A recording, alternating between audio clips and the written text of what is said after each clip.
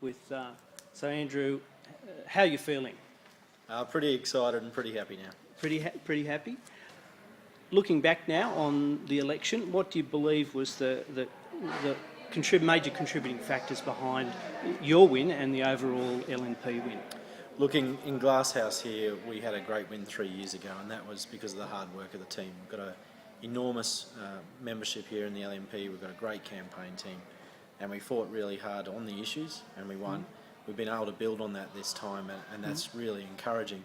Across the board, I think what we saw was a combination of a number of things.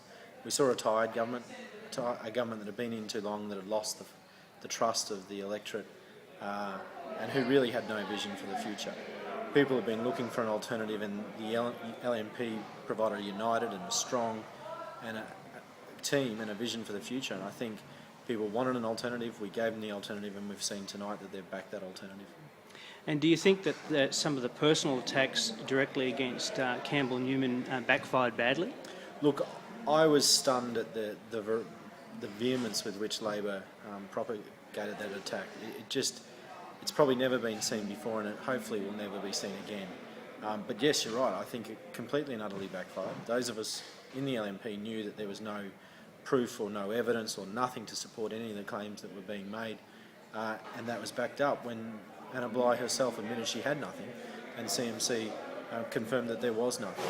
And so to put all your eggs in the one basket of attacking Campbell and to have that backfire obviously was a key linchpin in, I guess, unplugging that last little chink in the wall and watching the floodgates open.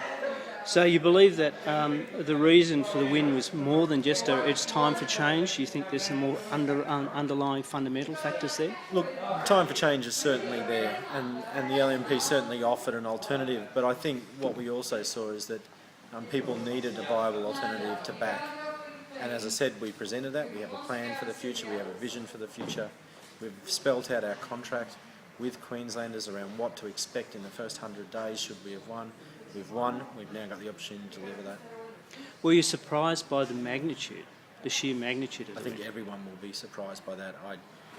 Even the polls weren't predicting the scale of what we've seen tonight, and it's extraordinary. And I think, as I said, at the end of the day, the last chink in the wall's come down, and people want to be part of a new government.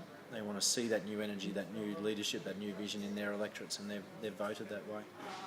With such an overwhelming win, there's obviously some concern about the lopsided nature of a parliament like that. How do you make sure that you manage that power responsibly? Where do you think the checks and balances will be? Yeah, people have you believe that the last time this happened was under the Joe era. Well, no, it wasn't. It was under Peter Beattie. I actually worked in the Premier's department when Labor had 66 seats in the House. The solution is to look at what you have offered Queensland during this election. The contract, as I said, the pledges we've made, commitments we've made on a regional basis, and we've got a big job to deliver those. That will keep all of us busy, whether it be Campbell as the Premier, our ministry, our parliamentary secretaries, our committee leaders, our regional MPs, our backbench MPs, everyone will be busy delivering for Queensland what we promised them during this election campaign. So perhaps the fact that you've got so many feet on the ground now may be an advantage to being able to deliver the magnitude of the work that's in front of you starting tomorrow. What's the old saying, many hands make light work? I hope that's the case.